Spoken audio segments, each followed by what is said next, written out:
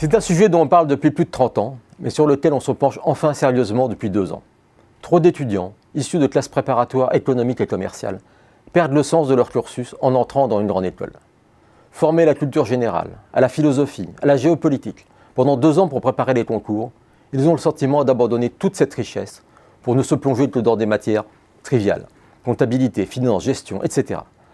Un phénomène qu'on ne trouve pas entre les classes préparatoires scientifiques et les écoles d'ingénieurs, dont les disciplines sont proches, même si les méthodes de travail varient également.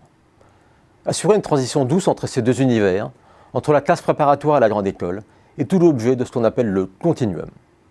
Pour faire qu'on ne parle justement plus d'univers différents, mais d'un seul cursus en 5 ans, il faut travailler sur la continuité de la démarche pédagogique pour éviter toute dépression.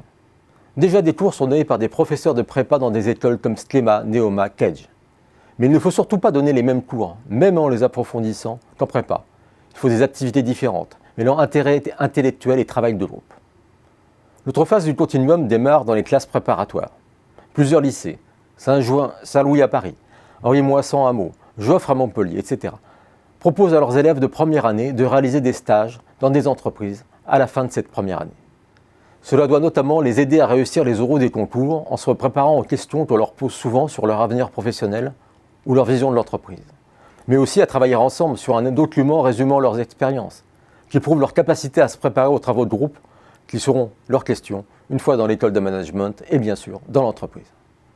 Enfin, il faut mieux informer les élèves de classes préparatoires sur ce que sont vraiment les écoles, en parlant notamment du financement de leurs études, alors qu'ils passent d'un système très largement gratuit à payant.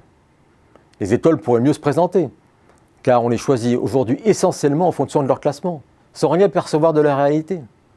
On voulait ce que les autres ne pouvaient pas avoir, résument parfois des étudiants.